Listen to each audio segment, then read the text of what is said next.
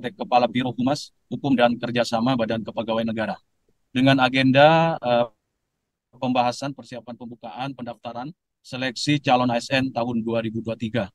Bersama tiga narasumber kita yang sudah hadir di tengah-tengah kita pada hari ini, yaitu Bapak Deputi Bidang Sistem Informasi Kepegawaian BKN Bapak Armen, dan juga Bapak Aba, Asisten Deputi Perencanaan ya, dari Kedeputian Menpan, dan juga Ibu Farah Fitria Rahmayanti ya, Rahmayanti yang sudah hadir juga pada siang hari ini. Yang Pak. Sebelum dimulai, selamat bergabung Ya, Ibu. Ibu Farah, selamat siang siang Pak. Ibu. Terima kasih Ibu. Ya. Bapak dan Ibu sekalian, sebelum dimulai perlu kami sampaikan juga kepada rekan-rekan pers mungkin bahwa setelah paparan dari narasumber kita Recording in pada siang progress. hari ini, kami nanti akan membuka untuk 3 pertanyaan pertama untuk rekan pers yang ingin bertanya langsung melalui tombol raise hand. Dan 3 pertanyaan kedua apabila ingin melakukan pertanyaan bisa melakukan melalui kolom chat ya, teman-teman dari awak media. Bapak dan Ibu sekalian, kita langsung saja kita akan mulai ya konferensi pers pada siang hari ini ya. Langsung saja yang pertama kami nanti persilahkan kepada Bapak Abbas Subagja terkait dengan mungkin kebijakan Bapak terkait dengan pengadaan calon ASN tahun 2023 ini.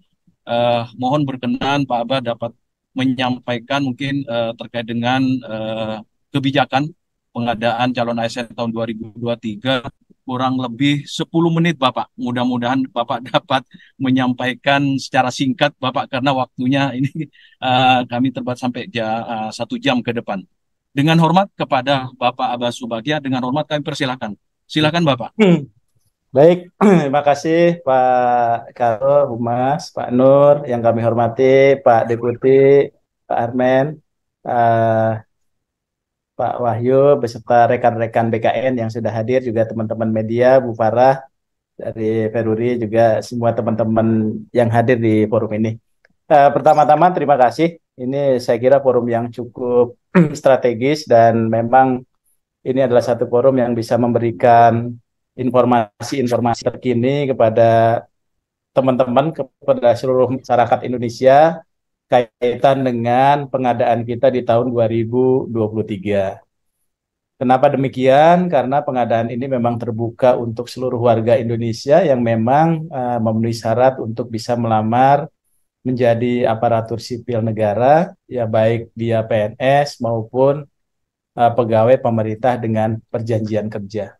Dan kami laporkan juga di sini kepada Bapak Ibu sekalian, Pak Deputi, sebagaimana kita ketahui bahwa Menteri Pan-RB juga sudah menandatangani peraturan Menpan terkait dengan pengadaan P3K tahun 2023 ini.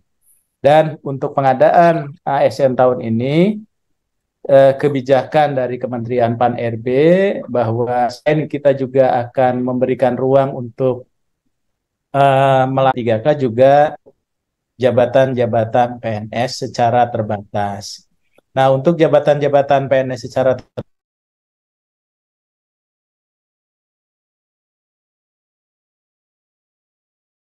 kita berikan untuk dari tahun barangkali dosen PNS ini Pak Deputi ya, kita tidak membuka formasinya sehingga banyak sekali kekosongan kader-kader di perguruan tinggi termasuk perguruan tinggi yang berstatus sebagai PTNBH ya, sebagai PTNBH. Dan alhamdulillah tahun ini kita buka untuk mengisi gap PNS yang memang akan menduduki jabatan fungsional dosen.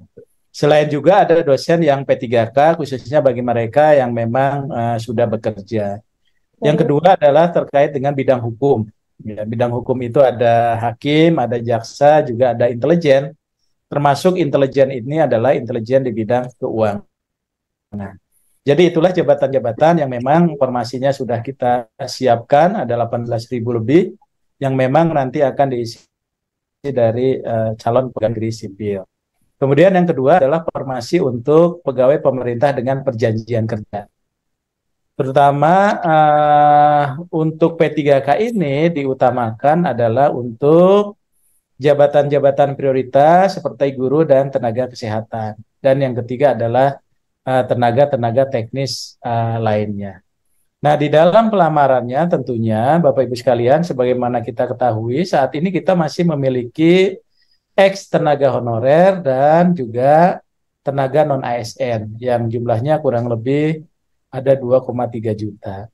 Kemarin itu sebagian berdasarkan kebijakan Menpan dan implementasinya oleh BKN, karena tingkat kelulusannya sangat rendah, sudah dilakukan reformulasi. Mudah-mudahan dari 46% ini bisa menjadi 70% lebih gitu ya. Sehingga harapannya bisa mengurangi tadi beban tenaga-tenaga non-ASN tadi bisa diangkat menjadi aparatur sipil negara dengan status P3K.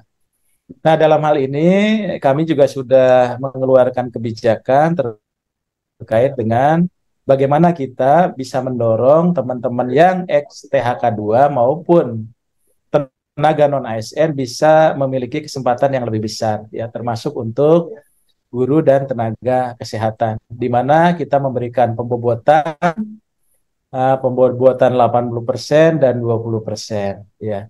Jadi ini kita berikan untuk memberikan keseimbangan dalam penerimaan kita. Jadi satu sisi kita ingin menyelesaikan saudara-saudara kita yang sudah bekerja di aparatur sipil negara, ya, di pemerintah. Nah, satu sisi juga kita harus memberikan kesempatan kepada adik-adik kita untuk bisa berkompetisi menjadi aparatur sipil negara. Nah, tahapan demi tahapan ini sudah dilalui, gitu ya, termasuk Bapak Ibu sekalian, penyerahan formasi, penetapan formasi, dan sebagainya, sehingga kita sudah masuk ke dalam tahapan implementasi. Nah, mudah-mudahan mulai tanggal 16 itu kita sudah membuka pengumuman, ya, sehingga teman-teman sekalian sudah bisa mengikuti proses tahapan-tahapan itu, kemudian juga bisa melakukan pelamaran. Mohon supaya ketika pelamaran itu diperhatikan antara kualifikasi dengan jabatan, karena ini yang seringkali menjadi persoalan ketika di proses pengangkatan di BKN. Ada pekerjaan besar dari teman-teman BKN ini yang sudah dikomandoi oleh Pak Deputi untuk bisa mengimplementasikan kebijakan Menpan supaya proses seleksi ini bisa berjalan secara objektif, transparan, dan tanpa praktek KKN. Jadi kami menghimbau kepada Bapak Ibu sekalian, jangan pernah percaya terhadap janji-janji yang bisa membawa kepada ranah hukum. Ya, jadi dengan penjelasan ini kita juga perlu melihat kembali kehati-hatian kita di dalam sistem seleksi ini. Jangan sampai ada pihak-pihak yang berusaha memanfaatkan, melakukan penipuan dan sebagainya. Jadi kebijakan kami jelas bahwa apa yang kita lakukan saat ini adalah memang kebijakan yang mendorong penyelesaian tenaga non-ASN, tapi juga memberikan kesempatan kepada aparatur sipil negara, masyarakat umum menjadi ASN. Dan yang lebih penting Bapak Ibu sekalian, status ex-THK2 maupun non-ASN, tapi juga bagi masyarakat luas.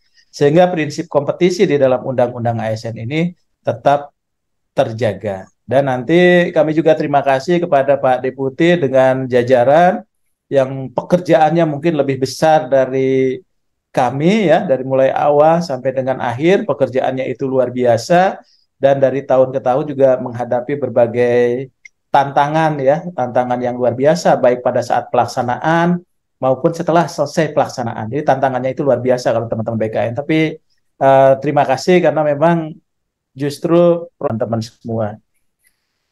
Barangkali itu beberapa hal penting dari nanti implement baik, ya, kita bisa mengawasi secara bersama-sama, dan mudah-mudahan nantinya juga kita akan mendapatkan putra-putri terbaik, ya, untuk menjadi aparatur sipil negara dengan proses yang cukup transparan, adil, dan kita mendapatkan orang-orang yang profesional, ya. Demikian Pak Karo, barangkali Pak Nur, Pak Deputi izin beberapa hal sebagai pengantar yang dapat kami sampaikan. Terima kasih. Assalamualaikum warahmatullahi wabarakatuh. Waalaikumsalam warahmatullahi Waalaikumsalam wabarakatuh. warahmatullahi Baik, terima kasih Pak Asdep Perancangan Jabatan Pak Abbas Subagja dari Kemenpan RB gitu ya. Banyak hal tadi sudah disampaikan ya terkait dengan kebijakan pengadaan calon ASN tahun 2023. Namun mohon ditahan Bapak dan Ibu sekalian ya, nanti kita akan mempersilahkan dua narasumber berikutnya ya. Selanjutnya nanti mungkin akan kita berikan kesempatan untuk tanya jawab bagi teman-teman awak media. Baik, untuk kesempatan berikutnya dengan hormat kepada Bapak Deputi Bidang Sistem Informasi Kepegawaian BKN, Bapak Suharmin, untuk menyampaikan gambaran singkat, mungkin persiapan pelaksanaan pendaftaran seleksi calon ASN tahun 2023 yang akan dibuka pada tanggal 17 September, ya Bapak dan Ibu sekalian, tahun 2023 mendatang. Waktu paparan kami persilakan kepada Bapak kurang lebih 20 menit. Kepada yang terhormat Bapak Suharmin, kami persilahkan Bapak. Baik, terima kasih Pak Karo. Assalamualaikum warahmatullahi wabarakatuh. Selamat siang dan salam sejahtera bagi kita semua. Yang kami hormati Bapak Asisten Deputi Perencanaan Kebutuhan Aparatur Sipil Negara, Bapak Abbas Subagja, Kementerian 4RB. Yang kami hormati Bu Farah Ramayanti dari rekan dari Perlui yang hadir, kamu sudah berkenan hadir pada siang hari ini. Yang kami hormati para Bapak Ibu CPT pertama di lingkungan Badan Kepegawaian Negara dan seluruh staf yang hadir, serta tentu yang kami hormati dan kami banggakan rekan-rekan media yang hadir pada siang hari ini, yang telah berkenan hadir siang hari ini dalam kegiatan konferensi pers secara virtual terkait dengan kesiapan infrastruktur teknologi informasi seleksi calon APET-nya ini yang telah berkenan hadir siang hari ini dalam kegiatan besar konferensi pers secara virtual terkait dengan kesiapan materi, Pak Karo. Monggo Bapak, di teman-teman silakan. Ya, silakan. Ini saya sudah share sendiri. Rekan-rekan wartawan yang saya hormati, Bapak Ibu peserta konferensi pers yang hadir pada siang hari ini. Kalau saya ingin menegaskan sedikit apa yang tadi sudah disampaikan oleh Pak Asisten Deputi SDM Aparatur terkait dengan dasar hukum kebijakan pengadaan aparatur sipil negara. Kalau kita runut dari besarannya, tentu rujukan utamanya adalah Undang-Undang tentang Aparatur Sipil Negara. Berikut peraturan turunannya, baik itu kalau mengatur tentang pegawai negeri sipil, itu diatur di dalam PP 11 2017, dan kalau terkait dengan pegawai pemerintah dengan perjanjian kerja, itu diatur di dalam PP 49 tahun 2018. Pasal-pasal yang mengatur tentang pengadaan ini sangat lengkap di dalam kedua peraturan turunan di dalam peraturan perundang-undangan ini. Kalau terkait dengan manajemen P3K misalnya diatur mulai dari pasal 6 sampai dengan pasal 28, mulai dari bagaimana ketentuan umum terkait dengan proses pengadaan pegawai pemerintah dengan perjanjian kerja, kemudian masuk dalam tahapan perencanaan, diumumkan lowongan seleksinya, kemudian ada mekanisme pelamaran, kemudian mengikuti seleksi, dan tentu pengumuman akhir serta penetapan nomor induk pegawainya. Nah, kemudian secara teknis pengaturan pengadaan ini diatur di dalam setiap tahunnya diatur dengan peraturan Menteri PAN-RB. Mulai dari peraturan 14 2023 terkait dengan pengadaan 2023 ini, kemudian ada keputusan Menteri PAN-RB 648 sampai dengan 651 terkait dengan yang 651 terkait dengan nilai ambang batas apabila seseorang kemudian dinyatakan melewati nilai ambang batas atau dia tidak melewati nilai ambang batas. Nah, secara umum arah kebijakan sudah disampaikan tadi oleh Pak Asisten Deputi. Fokusnya utamanya adalah untuk guru dan tenaga kesehatan, terutama ini yang nanti akan mengikuti pengadaan dengan skema positive growth, artinya jumlah yang memasuki usia pensiun itu jauh lebih kecil dibandingkan dengan jumlah yang diterima, khusus untuk tenaga guru dan tenaga kesehatan. Demikian juga tadi untuk beberapa jabatan strategis lainnya seperti dosen, yang selama ini kita merasa ada moratorium terkait dengan penerimaan dosen, itu di tahun ini kemudian diberikan pengadaannya. Dan tentu juga memberikan kesempatan untuk rekrutmen talenta terbaik, terutama di digital dan data science yang lebih terukur, serta pengadaan ini juga tentu sejalan dengan konsekuensi dari transformasi digital yang sekarang sedang digencar-gencarnya diterapkan oleh pemerintah. Maka tentu jabatan-jabatan yang akan terdampak dari transformasi digital ini kemudian diterapkan konsep atau kebijakan negative growth. Artinya jumlah yang pensiun itu jauh lebih besar dibandingkan jumlah yang kita rekrut. Itu adalah negative growth. Jadi yang kita terima itu jauh lebih sedikit dibandingkan dengan yang pensiun, karena sebagian pekerjaan-pekerjaan mereka kemudian sudah bisa digantikan dengan teknologi informasi dan komunikasi. Ini adalah gambaran formasi 2023 yang kemarin telah disampaikan oleh Pak Menteri Pan-RB. Tentu teman-teman wartawan sudah menerima informasi ini dengan baik. Instansi pusat ada formasi penerimaan untuk CPNS dan P3K. Jumlah instansi yang mendapatkan formasi sebanyak 72 kementerian lembaga, dan instansi daerah dengan jumlah formasinya 78.862 formasi.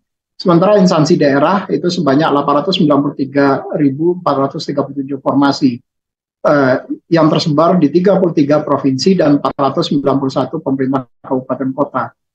Formasi ini bisa saja sekarang akan berpotensi berkurang. Kenapa? Karena ada kebijakan optimalisasi yang sudah dituangkan oleh Bapak Menteri Pan-RB nomor 571 terkait dengan penerimaan pegawai pemerintah dengan perjanjian kerja jabatan fungsional teknis yang tahun 2022 dilakukan optimalisasi sehingga tingkat kelulusannya menjadi lebih besar, dan sekarang instansi diberikan kelonggaran apakah akan mengurangi formasi karena sudah terpenuhi dari formasi kegiatan penerimaan 2022 yang lalu.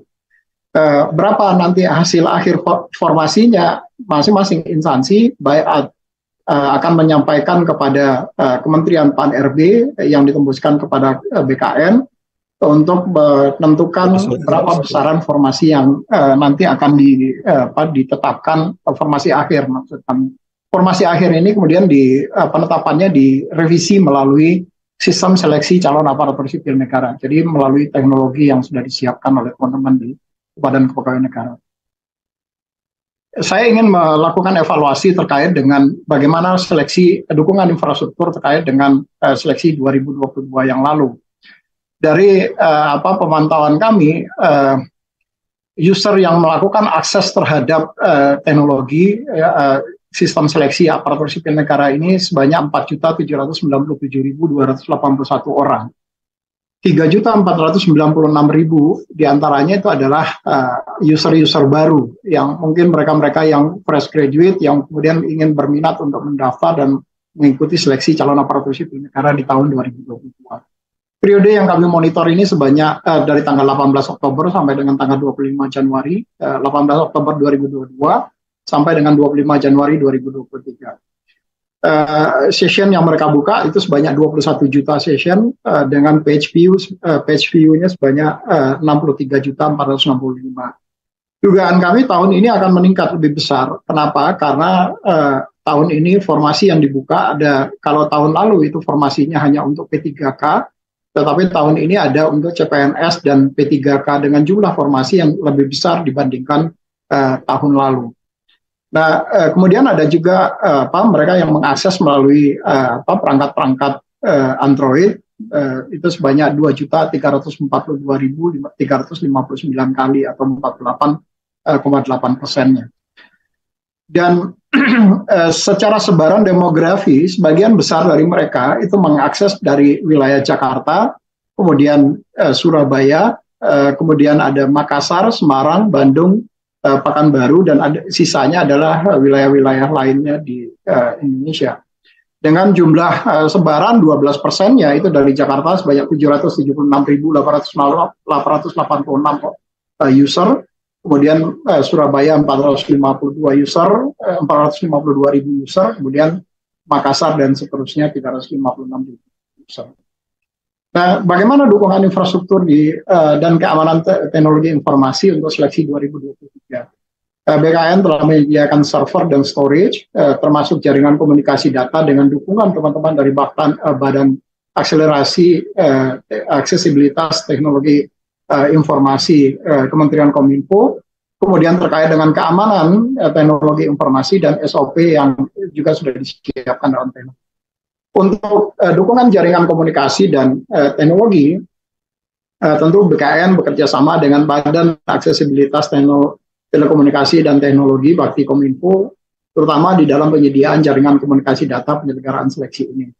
Kemudian juga bekerja sama dengan Badan Cyber dan Sandi Negara dalam hal melakukan monitoring infrastruktur dan keamanan teknologi informasi, seperti mulai dari penggunaan resources di servernya, apakah terjadi potensi bottleneck atau tidak, kemudian penggunaan bandwidth untuk jaringan komunikasinya, termasuk juga mencatat seluruh log akses terhadap sistem. Sehingga diharapkan dengan seluruh kita bisa mencatat seluruh akses log activity dari sistem ini, kita kemudian bisa mengantisipasi hal-hal yang tidak kita inginkan di dalam dari pihak-pihak yang tidak bertanggung jawab terhadap sistem seleksi ini. Kemudian tentu juga bekerja sama dengan teman-teman Peruri, terutama di dalam penyediaan materai elektronik yang tahun ini kita pastikan seluruh prosesnya kembali menggunakan materai elektronik yang tahun lalu sudah kita uji coba, tetapi kemudian sempat terjadi bottleneck. Nanti teman-teman Peruri, Bu Farah nanti akan menyampaikan bagaimana kesiapan teman-teman Peruri di dalam menyediakan materai elektronik ini. Di beberapa tahun yang lalu, 2 tahun terakhir ini banyak terjadi kecurangan yang kemudian kita gugurkan mereka karena kita masih menggunakan materai manual yang ditempel oleh peserta. Kemudian banyak dari peserta itu yang menggunakan materai pernah digunakan. Nah, BKN dengan bantuan teman-teman di Peruri waktu itu mencoba melakukan scanning mana saja materai-materai yang reusable yang sudah digunakan, kemudian digunakan lagi oleh para peserta tadi karena tidak mau mengeluarkan biaya materai sebesar 10.000 di dalam beberapa dokumen yang dipersyaratkan harus menggunakan materai. Nah, karena ini penggunaan materai elektronik ini berpotensi pelanggaran terhadap pidana dan perdata, maka mereka-mereka yang diindikasikan atau terindikasi secara nyata menggunakan materai yang sudah pernah digunakan, maka mereka-mereka ini kemudian dikenakan sanksi pengguguran pelamarannya. Jadi mereka digugurkan pelamarannya dan di TMS-kan oleh instansi terhadap mereka-mereka yang menggunakan materai palsu ini. Nah, untuk mengantisipasi itu, tahun ini kami menggunakan materai elektronik yang nanti akan dikoordinasikan oleh teman-teman di Peruri, sehingga tentu juga sekaligus nanti potensi terkait dengan penyalahgunaan materai tadi akan menjadi lebih kecil, dan tentu sekaligus juga memberikan dampak masukan terhadap kas negara yang kita harapkan. Dan yang paling besar yang kita harapkan dampaknya adalah potensi penyalahgunaan materai yang telah digunakan atau potensi pelanggaran terhadap undang-undang biaya materai itu bisa kita tekan lebih besar lagi. Nah, kemudian integrasi juga dilakukan, pertama terkait dengan integrasi data dengan beberapa stakeholder, terutama teman-teman di Ditjen Dukcapil, Kementerian Dalam Negeri, terkait dengan nomor induk kependudukan, karena di dalam Undang-Undang 5/2014 orang yang berhak untuk mengikuti seleksi adalah warga negara Indonesia. Dan untuk memastikan yang bersangkutan adalah warga negara Indonesia, maka kita menggunakan data referensi, data nomor induk kependudukan dan nomor kartu keluarga dari calon peserta. Yang kedua, kita berkoordinasi dengan teman-teman di Kementerian Pendidikan dan Kebudayaan serta Pendidikan Tinggi, terutama terkait dengan data-data guru dan data dengan teman-teman di Kementerian Kesehatan, terutama terkait dengan data-data tenaga kesehatan yang tercatat di dalam sistem informasi sumber daya manusia kesehatan yang dikelola oleh teman-teman di Kementerian Kesehatan. Serta tadi dengan Peruri terkait dengan implementasi e-materai. Ini monitoring infrastruktur yang di 2022 yang kami lakukan, bagaimana pemanfaatannya, kemudian termasuk pemanfaatan storage, baik itu inbound maupun outbound-nya, Kalau terjadi potensi sudah mendekati maksimum usage, maka kemudian sistem automatically di up kapasitasnya. Dan kami juga melakukan kerjasama dengan teman-teman di Badan Cyber dan Sandi Negara, terutama terkait dengan infrastructure security monitoring, kemudian pelaksanaan IT security assessment, termasuk juga menggunakan sistem enkripsi yang disediakan oleh teman-teman di Badan Cyber dan Sandi Negara, dan security hardening terhadap sistem-sistem yang digunakan. Termasuk juga kami bekerja sama dalam konteks pengelolaan insiden keamanan melalui BKN CSIRT, Computer Security Incident Response Teams, bersama-sama dengan teman-teman di Badan Cyber dan Sandi Negara.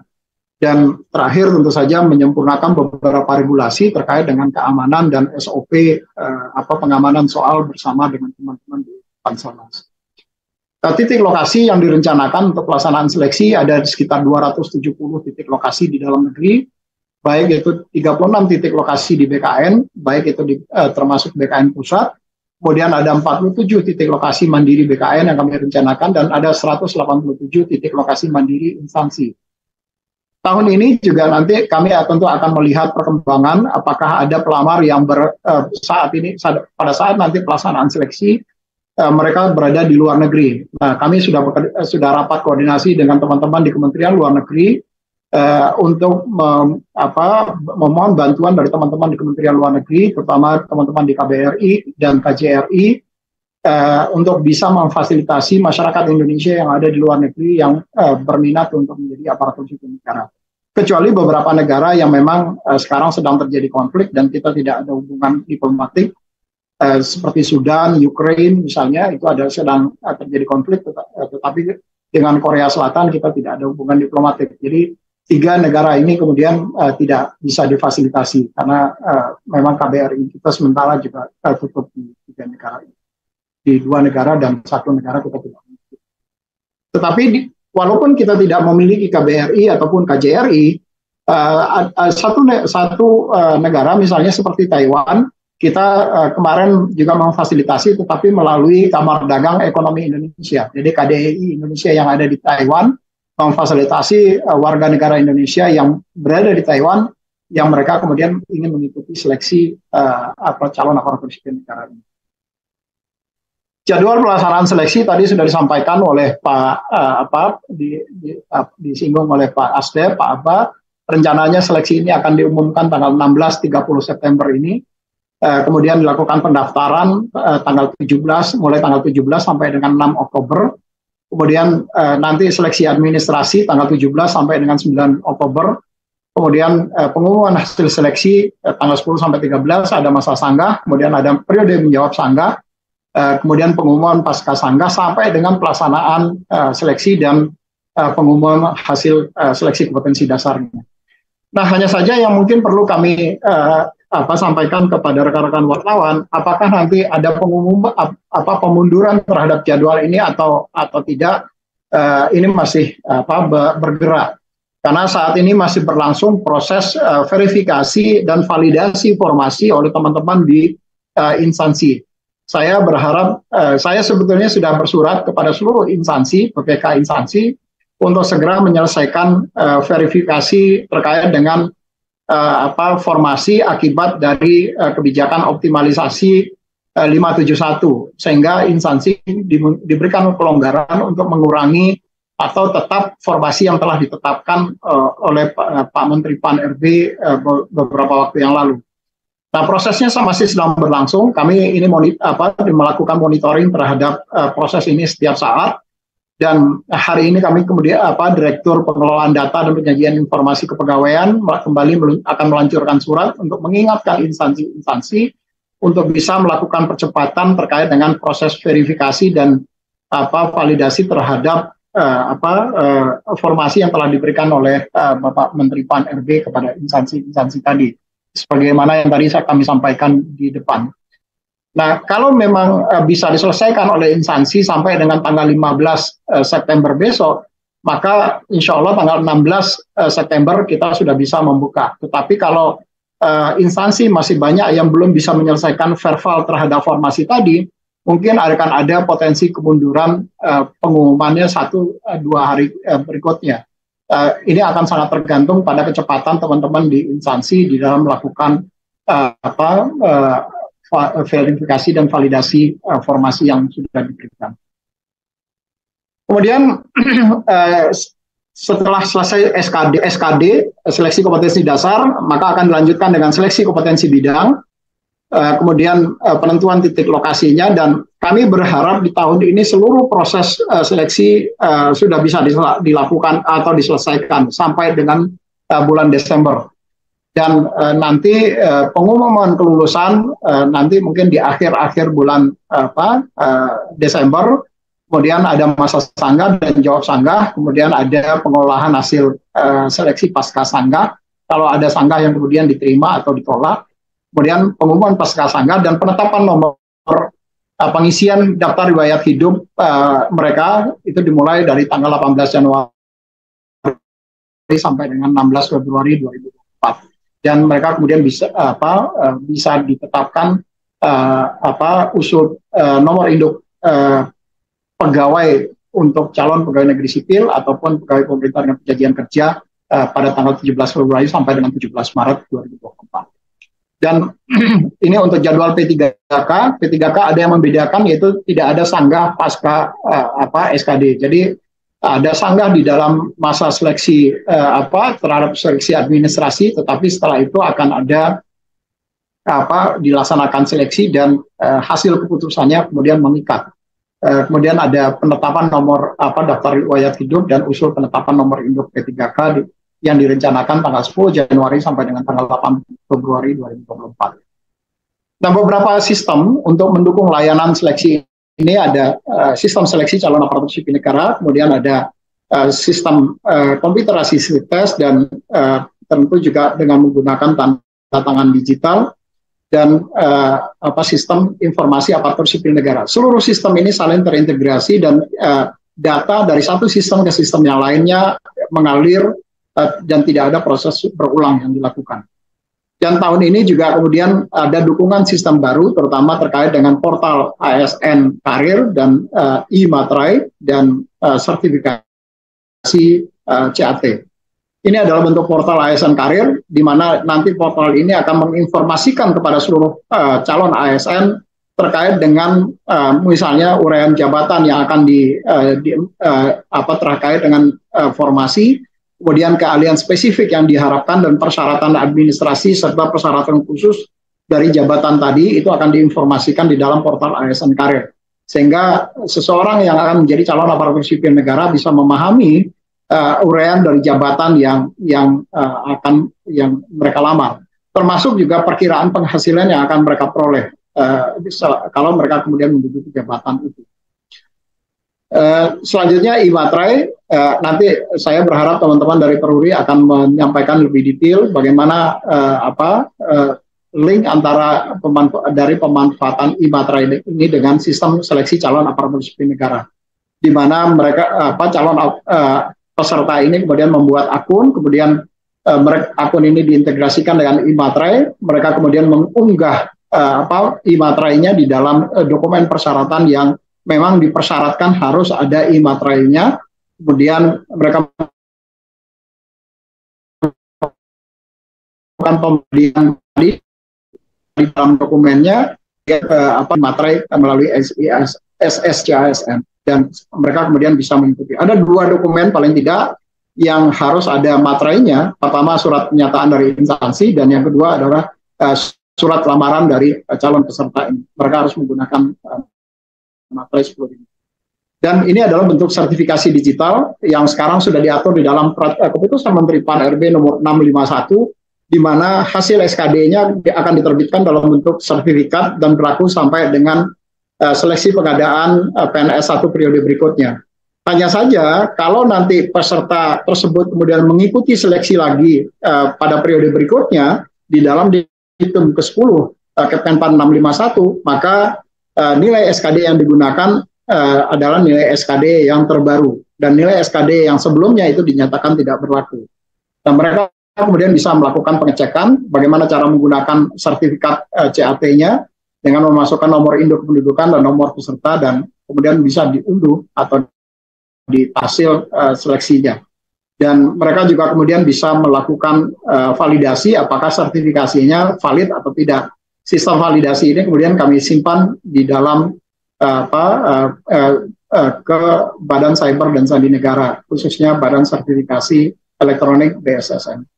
Mungkin itu Pak Karo yang beberapa hal yang dapat saya sampaikan terkait dengan kesiapan infrastruktur di dalam seleksi calon aparatur sipil negara 2023 ini. Terima kasih. Assalamualaikum warahmatullahi wabarakatuh.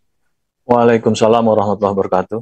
Terima kasih kepada Pak Deputi Bidang Sinkah, Bapak Suharmen, ya, yang sudah menyampaikan gambaran singkat bahkan sangat komprehensif Pak terkait dengan persiapan pelaksanaan pendaftaran seleksi JASN tahun 2023, Bapak dan Ibu sekalian, yang akan dibuka pada tanggal 17 September tahun 2023 mendatang,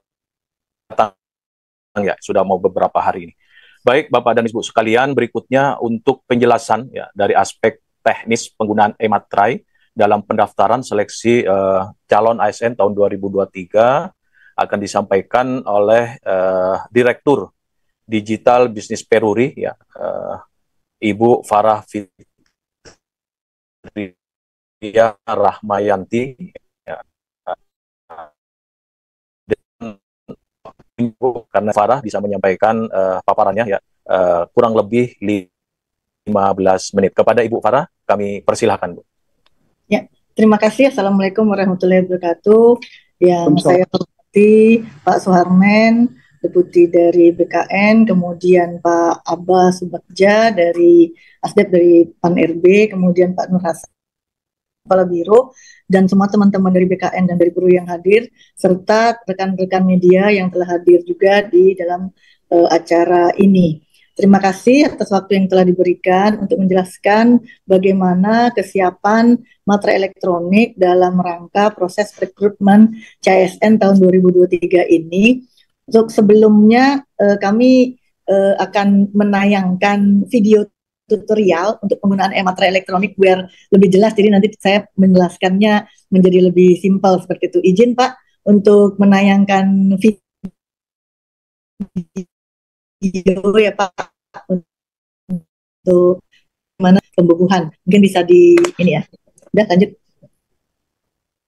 Baik. Silakan Ibu Farah. Teman-teman.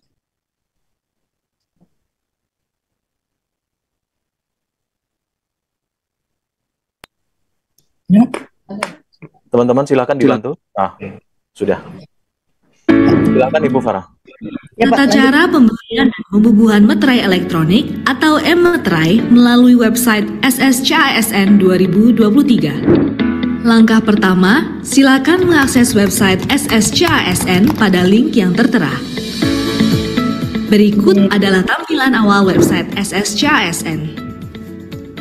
Untuk login pada website SSCASN, silakan masukkan nick dan password yang telah didaftarkan. Kemudian, klik masuk. Isi data diri Anda dengan lengkap dan benar, lalu klik selanjutnya. Kemudian pilih jenis seleksi yang Anda minati, lalu klik selanjutnya. Tahap berikutnya, isi formasi, pilih instansi, pendidikan, lokasi dan jabatan formasi yang akan dilamar, lalu klik selanjutnya. Isi riwayat pekerjaan Anda dengan lengkap dan benar, kemudian klik selanjutnya. Langkah selanjutnya, unggah dokumen. Baca terlebih dahulu dokumen yang diperlukan dan pastikan sesuai dengan ketentuan. Klik cek akun e-materai untuk membubuhi dokumen bermaterai elektronik. Untuk mendaftar akun e-materai, klik registrasi e-materai. Isi kolom email, buat password dan konfirmasi password yang sama untuk pembuatan akun e-materai. Lalu, klik submit. Anda akan mendapatkan email notifikasi untuk aktivasi akun e-materai. Buka kotak masuk pada email yang didaftarkan, lalu klik aktivasi akun. Selanjutnya, Anda akan diarahkan pada laman materai-elektronik.com. Untuk login akun Emetrai, masukkan email dan password yang telah didaftarkan. Masukkan CAPTCHA, lalu klik login. Lakukan pembelian kuota Emetrai dengan klik pembelian akun Emetrai untuk proses pembubuhan pada web SSCASN. Masuk kembali pada website SSCASN dan login menggunakan email dan password yang telah terdaftar. Kemudian klik masuk. Pada menu unggah dokumen, klik unggah dan klik unggah PDF yang belum ada Emetrai. Klik pilih PDF yang sudah ditandatangani dan siap menggunakan Emetrai. Pilih dokumen dan klik open. Posisikan Emetrai dan letakkan di sebelah tanda tangan. Pastikan posisi Emetrai tidak menimpa gambar ataupun tulisan apapun. Lalu, klik unggah Emetrai. Anda dapat melihat riwayat status pembubuhan Emetrai yang berhasil dengan klik cek riwayat pembubuhan. Kemudian, klik unggah PDF yang sudah ada Emetrai, pilih dokumen, klik open, pengunggahan dokumen ber-Emetrai sudah selesai. Klik lihat untuk memastikan dokumen benar sudah terunggah. Informasi lebih lanjut, hubungi helpdesk di laman SSCASN dan metrai-elektronik.com.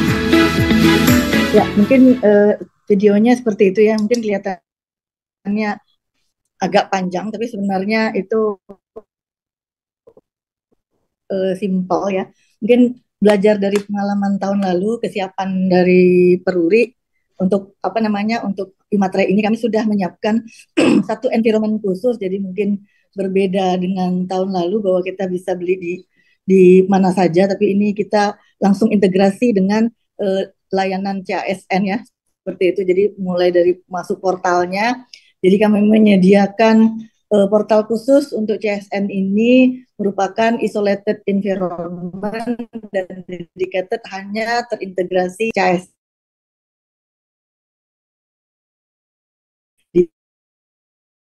L-nya itu di materi di ini ya, kita sebar juga nanti di flyer-flyer kita. Kemudian kita juga menyediakan untuk kemudahan ada one stop solution portal untuk pembubuhan Imaterai yang disertai dengan tanda tangan digital. Jadi mungkin kalau dokumen-dokumennya kalau yang di aplikasi ini, di One Stop Solution Portal ini, jadi tidak perlu diunggah tapi langsung dibubuhkan materai, jadi nanti bisa langsung connect juga ke SSCAS seperti itu.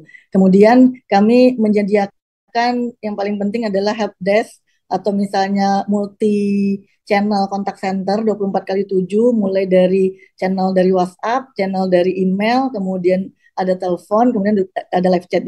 Jadi kami menyediakan banyak nomor di WA, jadi karena ini kita juga menambahkan fasilitas berupa AI chat, jadi semua pertanyaan-pertanyaan yang ada di FAQ dan semua di SOP yang ada, itu kita udah taruh di AI chat, jadi bisa langsung direspon, tapi apabila memerlukan keterangan lebih lanjut, itu langsung direspon berdasarkan channel yang masuk, bisa dari WA, bisa dari email, bisa dari handphone, kemudian juga bisa dari phone ataupun dari live chat seperti itu. Nah, mudah-mudahan dengan dengan readiness seperti ini kita bisa mensukseskan kegiatan untuk aplikasi atau penerimaan ASN tahun ini dengan personil 24 jam, kemudian juga website yang lebih user friendly. Kami juga secara sistem juga sudah lulus ITSA dari BSSN dan kita juga selalu berkolaborasi dengan teman-teman dari BKN untuk ini, dan kami juga punya kontak center terpadu dengan teman-teman BSSN dengan BKN dan BSSN biar kita bisa segera mensolusikan masalah apabila terjadi seperti itu. Demikian readiness Peruri yang bisa kita sampaikan. Semoga semua acara yang berlangsung ini bisa berjalan dengan lancar dan sukses untuk semua. Terima kasih untuk kesempatannya. Kami kembalikan kepada Pak Karu ya. Terima kasih Pak. Ya. Baik, terima kasih Ibu Farah ya yang sudah menyampaikan penjelasan terkait penggunaan Ematrai ya secara jelas, singkat namun jelas tadi ya Ibu Farah. Ada juga panduannya ya Bapak dan Ibu sekalian. Memang terlihat nggak panjang tapi sebenarnya tidak ya Bu ya, dan itu cukup jelas apa yang seperti disampaikan Ibu Farah. Baik Bapak dan Ibu sekalian, selanjutnya ya kami akan membuka sesi tanya jawab ya. Yang pertama kami persilahkan kepada teman-teman atau rekan awak media atau pers untuk 3 pertanyaan pertama secara langsung dapat diklik tombol raise hand teman-teman. Yang pertama dari Liputan 6, Bapak atau Ibu ya, Maulandi dari Liputan 6. Yang kedua Misa dari pertama 3 untuk sesi pertama dulu. Nampaknya baru 2 ya yang mengajukan pertanyaan. Silakan kepada Maulandi ya dari Liputan 6. Silakan. Ya, halo, selamat siang. Apakah suara saya terdengar? Terdengar dengan jelas, Pak Maulandi, silakan. Oke, selamat siang. Izin Bapak-Bapak Ibu semua. Saya ingin bertanya kepada Pak Suharmen. Tadi terkait konsep negative growth tadi. Untuk sejauh ini, untuk konsep negative growth ini, itu total ada berapa formasi yang terkena ya Pak ya? Lalu itu posisi apa saja itu? Terus kemudian juga saya ingin bertanya terkait jadwal untuk perekrutan CASN ini kan yang akan diumumkan per tanggal 16 nanti.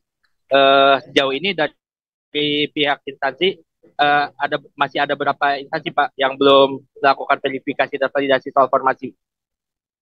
Lalu apakah secara jadwal itu masih on time untuk bisa terselenggarakan per tanggal 16 untuk kemudian dibuka per tanggal 17? Ya, terima kasih.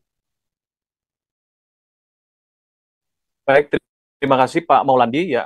Untuk mungkin mengingatkan kembali Pak Maulandi, apabila nanti ada pertanyaan berikutnya dari Pak Maulandi, bisa disampaikan melalui kolom chat ya Pak ya, di link virtual Zoom virtual ini gitu ya. Pak Deputi tadi sudah mengajukan pertanyaan dari Pak Maulandi. Apakah kami tampung dulu atau Bapak langsung menanggapi Pak Deputi, Pak Armen? Monggo yang nyaman aja Pak Karo. Kami persilakan ke orang yang kedua nih Pak. Baik. Silakan berikutnya untuk Pak Swandi di ya. Nampaknya ada suara yang silakan teman-teman Biro Humas untuk dibantu. Ya, silakan untuk kesempatan yang kedua, silakan Misha dari JPNN, silakan. Terima kasih Pak Karo, salam kenal ya Pak ya. Ternyata udah ada Karo yang baru ya, BKN. Siap. Saya belum punya nomornya Pak, nanti saya belum minta. Punya. Baik, di kolom chat ya Bu, kami sampaikan. Ya. Baik, saya hanya mau bertanya yang mudah-mudah saja, yang agak banyak nih nggak apa-apa ya Pak ya. Mumpung ada Pak Aba juga di situ, sama Pak Deputi ya, Pak Deputi baik suka. Ini yang pertama yang soal portal ASN Karir itu ya, itu kan di situ Pak Deputi sudah menjelaskan secara detail bahwa semua itu sudah tergambar, jadi pelamar ketika dia mendaftar dia sudah sangat sadar dengan kesadaran yang penuh bahwa dia memilih itu resikonya apa, dia akan memilih lokasinya di mana. Nah, ketika dia sudah melamar dan kemudian dia dinyatakan lulus dan tiba-tiba dia mundur ke Kemenpan RB, saya butuh jawabannya juga, apakah pertimbangan untuk sanksi itu perlu ada nggak? Karena itu sudah dan negara sudah mengeluarkan duit yang cukup banyak untuk seleksi. Kemudian untuk seleksi P3K nanti, kalau CPNS sudah jelas ya, dia bisa lintas kabupaten kota. Nah, kalau untuk P3K ini, apakah setiap pelamar bisa memilih formasi di daerah yang lain? Mengingat formasi P3K, banyak daerah yang menolak, sehingga sangat terbatas formasi yang tersedia di setiap daerah. Sementara peminatnya sangat banyak. Nah, ini apakah ada kesempatan nggak?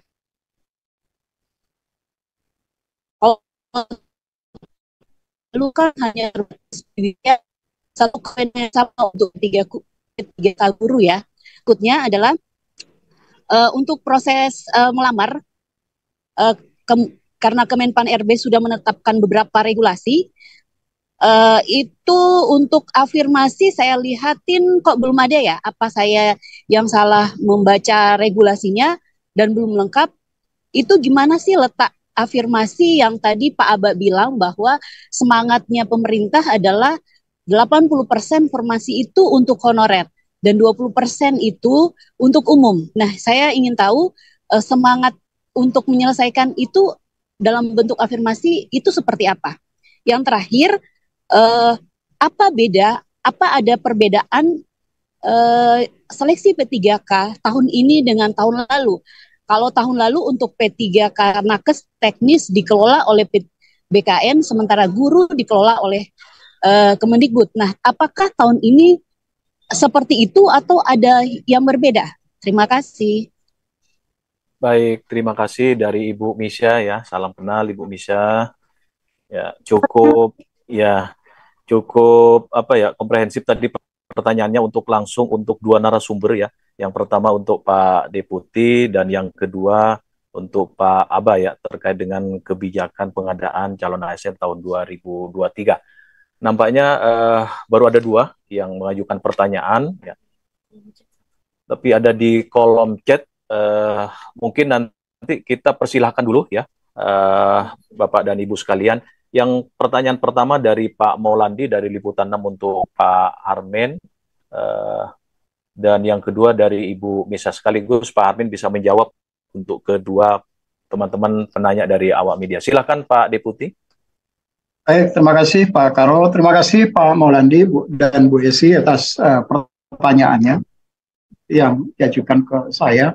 Nanti mungkin saya dan Pak Abbas saling melengkapi saja untuk menjawab pertanyaan yang sudah diajukan. Yang pertama dari Pak Maulandi tadi terkait dengan konsep negative growth. Ada beberapa formasi yang terdampak dan formasi seperti apa saja yang kemudian kena dampak dari negative growth. Negative growth ini tadi saya sudah menyampaikan bahwa utamanya itu terjadi pada jabatan-jabatan yang kemudian terdisrupsi akibat dari teknologi. Misalnya seperti jabatan-jabatan pelaksana. Jabatan pelaksana yang tentu jabatan pelaksana itu bisa digantikan dengan sebagian bisa digantikan dengan teknologi, tetapi juga masih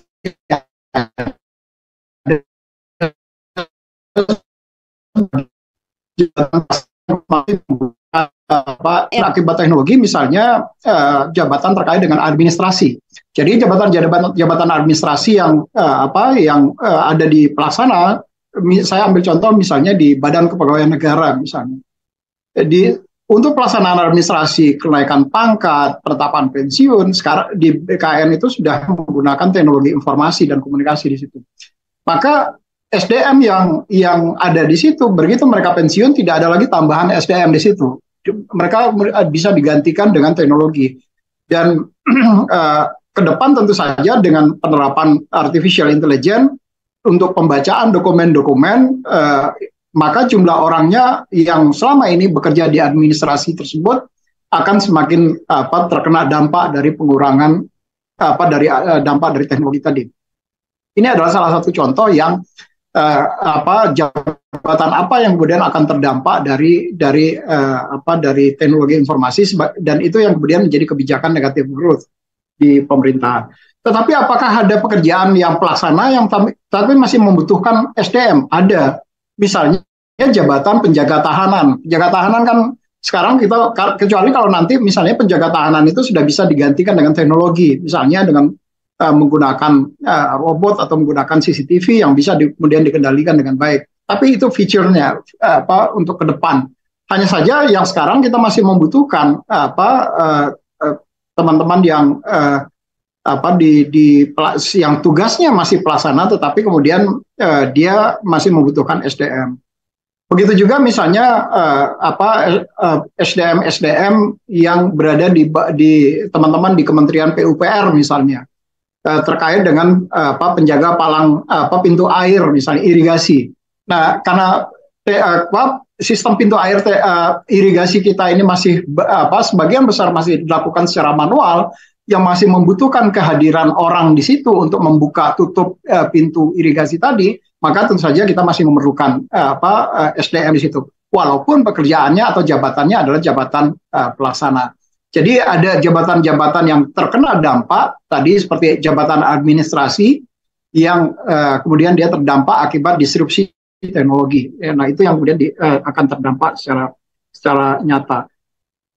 Berapa banyak? Sangat signifikan. Kalau dari sisi jumlahnya sangat signifikan. Itu sebabnya kenapa di dalam formasi kita sekarang ini untuk jabatan administrasi itu tidak kita buka lagi sebetulnya. Kalaupun ada tadi bukan karena intervensi teknologi. Nah, yang kedua adalah terkait dengan progres verbal dari instansi. Ini yang memang kenapa tadi saya mengangkat isu ini, apakah pengumuman ini akan berpotensi mundur atau tidak? Kalau saya lihat dari data yang ada sampai saat ini, relatif masih sangat terbatas atau jumlahnya yang sudah melakukan final formasi itu sangat sedikit. Jadi saya memang agak khawatir, itu sebabnya tadi kenapa saya sudah menugaskan Direktur Pengelolaan Data dan Penyajian Informasi Kepegawaian hari ini bersurat kepada seluruh PPK untuk melakukan percepatan verifikasi dan validasi formasi ini. Dan tentu kita berharap dengan diterbitkannya surat dari Direktur PDPIK BKN itu akan mendorong instansi untuk bisa melakukan percepatan proses verifikasi dan validasi ini. Nah, saya memang kalau berbicara agak pesimis, ada potensi mundur 1-2 hari ke depan dari tanggal 16-17. Karena sampai saat ini tuh masih sangat rendah instansi yang melakukan verbal terhadap formasi yang diberikan. Walaupun di dalam suratnya Pak Menpan itu sudah menjelaskan juga kalau mereka kemudian tidak menyampaikan surat, maka dia dianggap formasinya itu sama dengan yang sudah ditetapkan oleh Pak Menteri Pan RB. Jadi ada clue juga di situ yang kemudian agak sedikit kami di BKN sampai dengan batas waktu yang telah ditetapkan oleh Pak Menteri Pan RB, kemudian instansi tidak melaporkan, maka tentu saja kami menganggap formasi yang sudah diberikan oleh Pak Menteri itu sama dengan formasi yang sudah ditetapkan atau yang sudah dialokasikan dibagikan tanggal 3 Agustus yang lalu. itu Pak Maulana Pak Maulandi jawaban saya. Yang kedua dari Mbak Esi JPNN. Terima kasih Mbak Esi atas pertanyaannya. Pertama terkait dengan portal ASN Karir.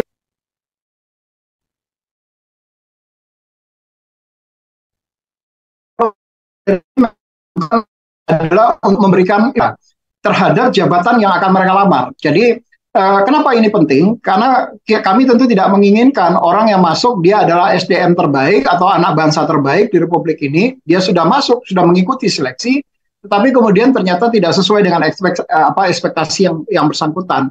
Akhirnya orang yang seharusnya bisa bekerja secara produktif, tetapi kemudian menjadi destruktif di dalam organisasi. Nah, sebelum ini terjadi, maka mereka kemudian kita informasikan jabatan ini nanti pekerjaannya tuh kira-kira seperti ini. Terus persyaratan yang dibutuhkan di dalam jabatan ini adalah seperti ini misalnya. Nah, itu informasinya akan disampaikan oleh instansi melalui SSC-ASN, tapi kemudian informasinya ditayangkan di dalam portal ASN Karir. Yang kedua, di dalam portal ASN Karir ini juga nanti menjelaskan apakah ada persyaratan khusus nggak atau keahlian spesifik nggak yang kita butuhkan dari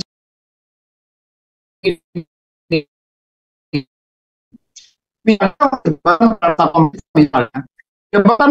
Tetapi seringkali karena jabatan peranata komputer itu membutuhkan keahlian-keahlian tertentu, karena bidang-bidang tertentu, misalnya, contoh saya kebetulan lulusan IT, tetapi kemudian apakah saya punya keahlian spesifik nggak di IT? Ada keahlian orang di bidang infrastruktur, misalnya networking, network misalnya. Ada orang yang memiliki keahlian di level programming misalnya. Ada orang yang memiliki keahlian di bidang data science. Ada orang yang punya keahlian di cyber security misalnya. Nah, keahlian spesifik ini kemudian nanti disebutkan perlu diinformasikan oleh peserta tadi sehingga orang yang kita butuhkan tadi adalah orang yang tepat untuk membantu pemerintah dalam melaksanakan pekerjaan-pekerjaan itu. Nah, bagaimana kalau dia nanti sudah lulus terus mundur misalnya? Nah, tadi Pak Asde, Pak Abal sudah menyampaikan ada ketentuan yang sudah diatur di dalam Permenpannya, bahwa kalau dia mundur maka dia tentu tidak bisa mengikuti seleksi lagi pada tahun berikutnya. Kemudian seleksi P3K apakah nanti saya mohon dibantu oleh Pak Asde nih, apakah setiap PPK P3K itu boleh melamar di formasi daerah lain nggak atau instansi lain nggak, Pak Asde? Nanti mungkin Pak Asde yang lebih tepat. Tapi intinya adalah kita tentu akan memberikan ruang seluas-luasnya kepada seluruh warga negara Indonesia. Nah, apa beda seleksi P3K tahun ini dengan 2 tahun lalu? Kalau tahun lalu ya cukup banyak Bu Esi, perbedaannya sangat signifikan perbedaannya. Terutama kalau tahun ini termasuk guru itu mereka mengikuti seleksi dengan menggunakan CAT-BKN. Jadi kalau tahun lalu menggunakan sistem UNBK, tahun ini menggunakan CAT-BKN. Materinya sudah disiapkan, materi apa saja yang akan diujikan itu sudah disiapkan oleh teman-teman di Dikbud. Standar termasuk juga sebetulnya kalau tadi Mbak Esi nanyakan apakah ada afirmasi, sebetulnya sudah ada juga di dalam aturan Pak Menteri yang terkait dengan afirmasi ini. Salah satunya misalnya untuk guru misalnya kalau dia memiliki sertifikasi pendidik maka nilai kompetensi teknisnya dia mendapat nilai kompetensi teknis tertinggi atau 100%. Itu juga sudah diatur di situ. Jadi ada afirmasi-afirmasi itu juga sudah diatur di dalam keputusan Pak Menteri Pan-RB terkait dengan seleksi tahun 2023 ini. Mungkin itu dari saya, Pak Nur. Mungkin Pak Aba bisa menambahkan. Silakan Pak Aba. Makasih. Ya baik, makasih Pak Deputi. Pertama dari Mas Maulandi ya. Yang pertama barangkali Bapak Ibu sekalian, ini kalau kita lihat sebetulnya komposisi pegawai kita yang 4,2 juta lebih itu 38%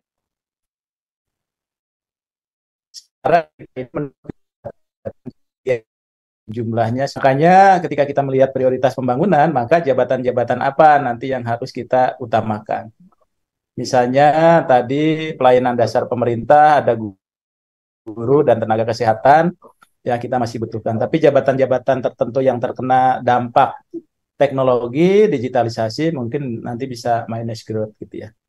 Termasuk misalnya bidang kearsipan karena teknologinya sudah bisa berkembang atau jabatan-jabatan lain, teknis lainnya. Ya, tapi ada beberapa di bidang digitalisasi ya kita harus kuatkan juga gitu ya, talent-talent digitalnya.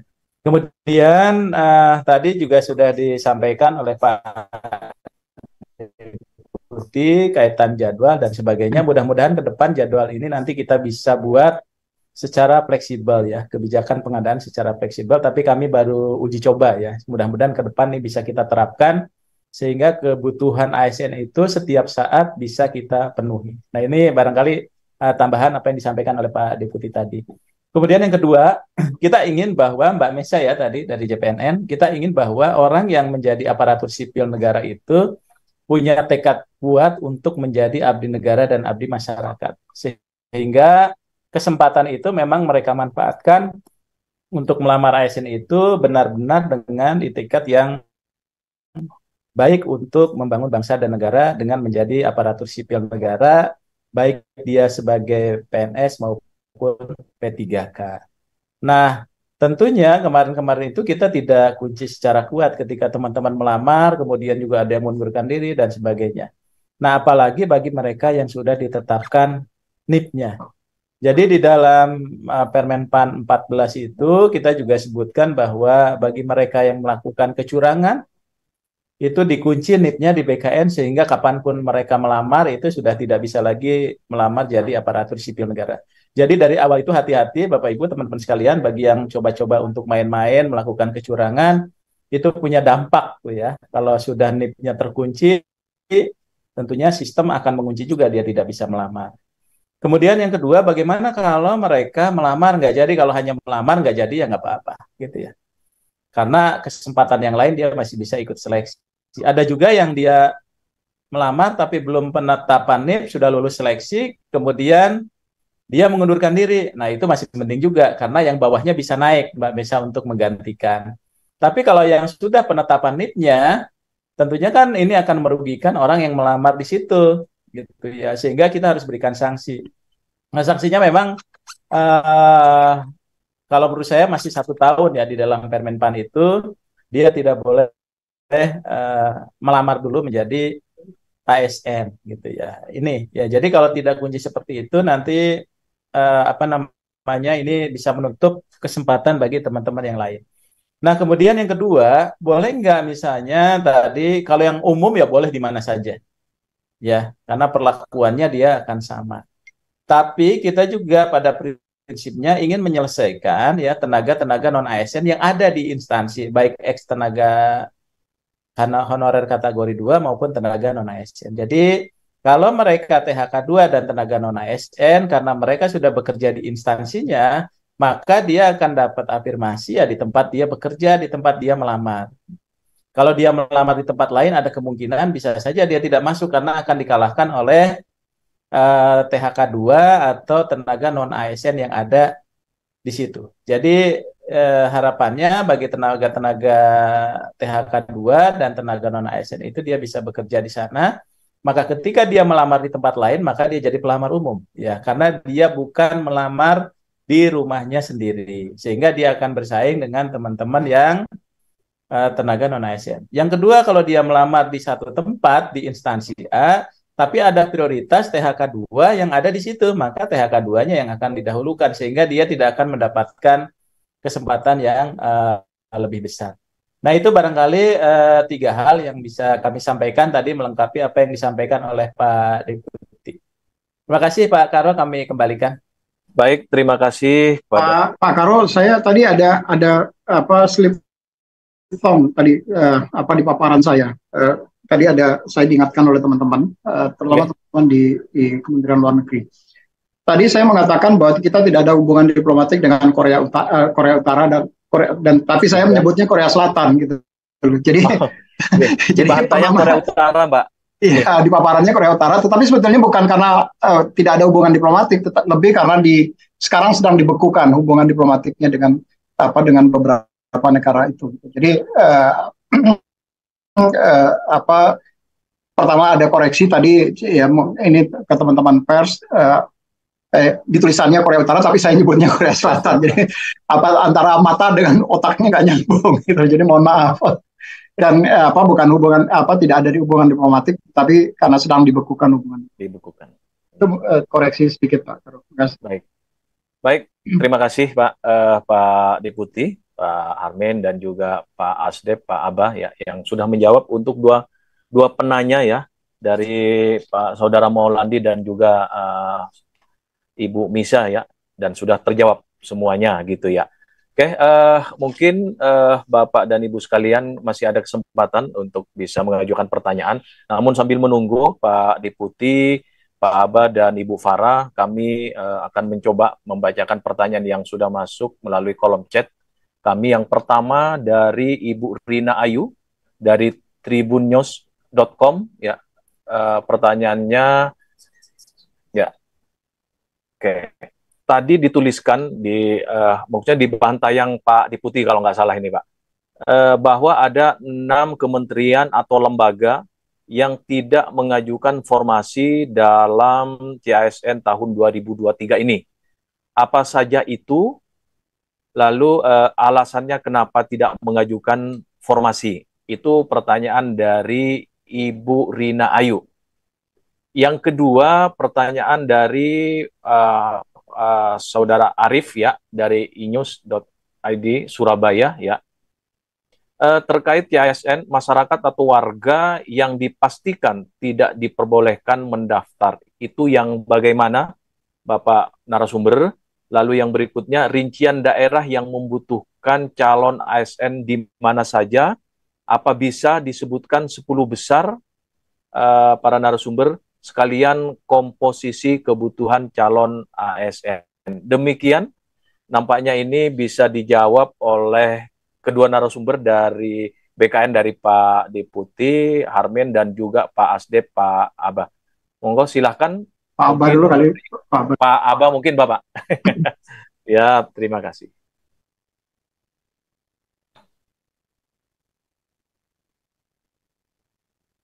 Silahkan Pak Aba.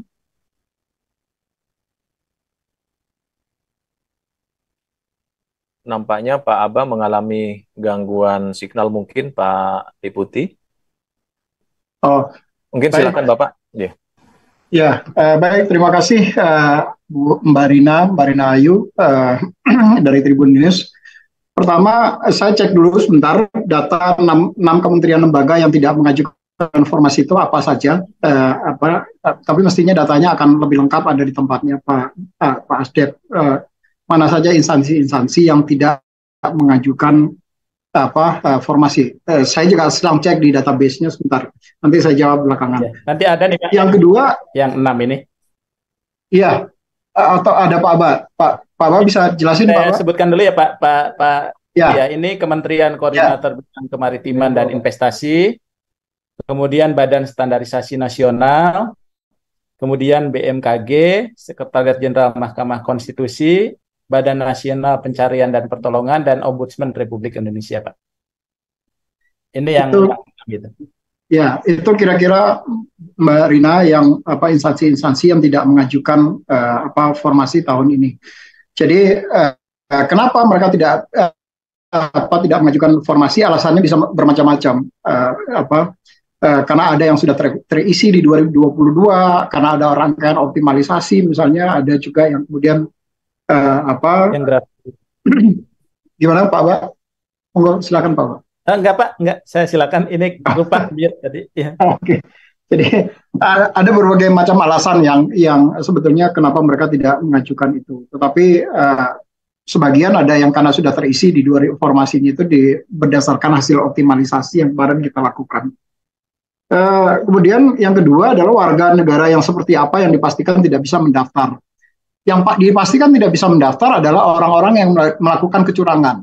Jadi yang bersangkutan melakukan kecurangan pada saat seleksi yang lalu-lalu, maka sampai sekarang posisi datanya masih dalam posisi terblokir. Saya tentu nanti akan menunggu kebijakan dari Pak Menteri, apakah tahun ini sudah bisa kita buka blokirnya kepada yang bersangkutan atau tidak. Karena tadi sebetulnya Pak Asdep sudah menyampaikan, orang yang melakukan kecurangan itu akan terblokir selamanya di dalam informasi yang tadi disampaikan. Nah, kalau itu yang terjadi, maka ada 370-an peserta yang tahun lalu mereka melakukan kecurangan di beberapa wilayah, dan ini juga sempat viral dan sempat ramai juga di media kita. Tahun lalu sudah kita blokir. Ada permintaan dari instansi yang agar mereka kemudian akan diberikan kesempatan untuk bisa mengikuti seleksi, tetapi karena kebijakan tahun lalu masih dalam posisi blokir, jadi yang bersangkutan tetap tidak bisa mengikuti seleksi.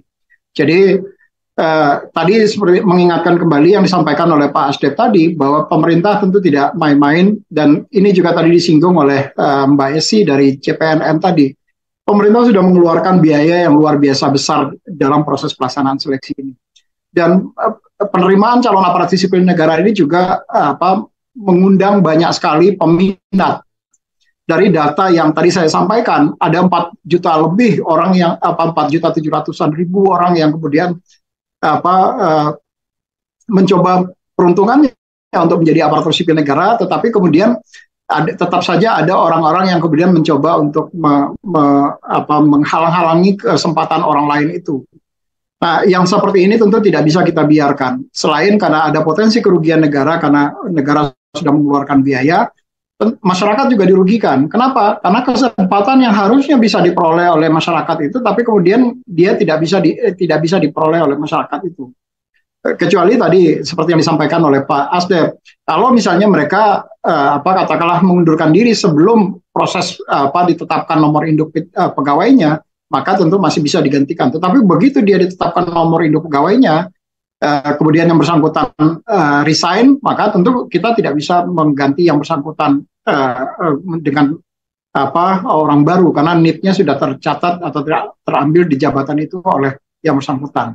Nah, sepanjang yang bersangkutan itu masih belum ditetapkan NIP-nya, kemudian dia mengundurkan diri, kita masih bisa mengganti yang bersangkutan kalau dia mengundurkan diri. Tapi ini juga banyak, saya mempelajari ada potensi juga yang terjadi adalah dalam tanda kutip mereka berfungsi sebagai calo, walaupun sekarang kita sudah teknologinya sudah semakin ketat untuk calo bisa masuk, tetapi dan kita bisa mendetek dengan bantuan teman-teman di BSSN apakah jaringannya kemudian ada potensi di hijack oleh orang-orang yang tidak bertanggung jawab atau tidak. Nah, dengan bantuan teknologi dari BSSN ini bisa dengan cepat kita ketahui. Dan tentu kalau begitu kita tahu langsung kita blok orang-orang yang mencoba untuk melakukan hijack terhadap sistem-sistem ini. Alhamdulillah tahun 2023 atau kemarin itu sudah kami tidak menemukan lagi ada orang yang kemudian bisa melakukan, termasuk juga menggunakan beberapa aplikasi yang pernah digunakan sebelumnya oleh yang bersangkutan untuk melakukan kecurangan-kecurangan di dalam seleksi. Dan orang-orang itu yang kemudian kita blokir namanya, NIP nomor KK dan namanya yang bersangkutan sampai sekarang. Jadi mereka sampai sekarang belum bisa mengikuti seleksi itu. Saya belum tahu apakah ke depan untuk 2023 ini masih bisa dibuka kesempatan buat mereka atau tidak. Itu kira-kira Mbak Rina Ayu terkait dengan siapa yang bisa dipastikan untuk tidak bisa mendaftar pada seleksi ini. Kecuali nanti kalau kebijakannya sudah berubah, misalnya sudah diberikan kesempatan kepada yang bersangkutan, maka tentu kita akan buka blokirnya. Tetapi kalau selagi kebijakan itu belum ada, tentu posisi mereka masih dalam posisi terblokir. Prinsipnya BKN tentu melaksanakan kebijakan yang sudah ditetapkan oleh Pak Menteri, karena itu yang kemudian kita atur di dalam panitia seleksi nasional ini. Ada tim pengarah ini memberikan arahan sekaligus menyiapkan kebijakan-kebijakan, dan ada tim pelaksananya adalah Kepala BKN yang melaksanakan kebijakan tadi dan memastikan seluruh pelaksanaannya tadi itu betul-betul bisa dilaksanakan secara jujur, adil, bertanggung jawab, dan tidak ada proses KKN sama sekali di dalam pelaksanaan. Itu mungkin Pak Karo atas pertanyaan yang diajukan oleh Mbak Rina Ayu. Terima kasih. Terima kasih. Saya rasa cukup jelas ya Ibu Rina Ayu dan juga Pak Arief. Selanjutnya Bapak Ibu para narasumber, ini menjelang ya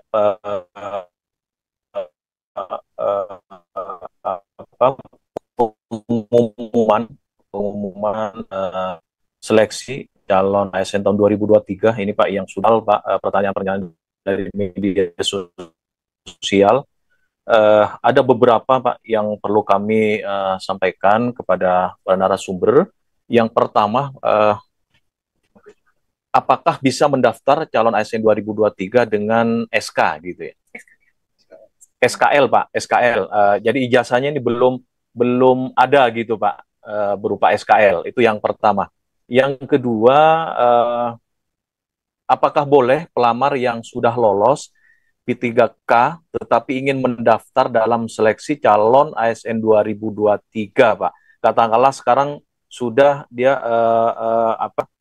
diterima dan sudah bekerja Pak, tetapi ingin mendaftar lagi, pindah ke tempat lain, atau ingin mendaftar sebagai calon PNS, Pak. Apakah itu boleh? Seperti apa regulasinya? Itu yang kedua. Yang ketiga, Pak, terkait syarat pengalaman kerja bagi P3K, apakah harus linier atau tidak? Apakah harus di instansi yang sama atau tidak sama, Pak?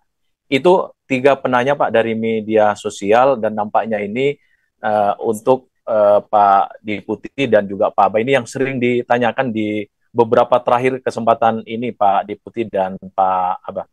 Mungkin karena tadi Pak Aba ya yang menjawab terlebih dahulu, yang selanjutnya mungkin Pak Deputi, Pak Armin bisa menjawab tadi 3 pertanyaan Bapak, yang selanjutnya nanti mungkin Pak Aba bisa melengkapi. Silakan Pak Deputi. Baik, terima kasih Pak Karo. Pertama, saya jawab dulu dari yang kedua. Sudah boleh lain ataupun jadi PNS. Di dalam peraturan Menpan RP ataupun di dalam peraturan undang-undangan kita diatur bahwa seseorang menjadi calon aparatur sipil negara, dia tidak boleh sudah terikat menjadi aparatur sipil negara sebelumnya. Jadi kalau yang bersangkutan sekarang sudah tercatat, kalau dia menjadi P3K, maka dia adalah sebagai ASN, aparatur sipil negara.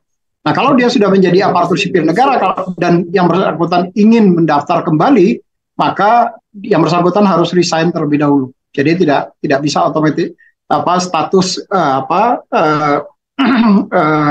kepegawaiannya menjadi double di situ.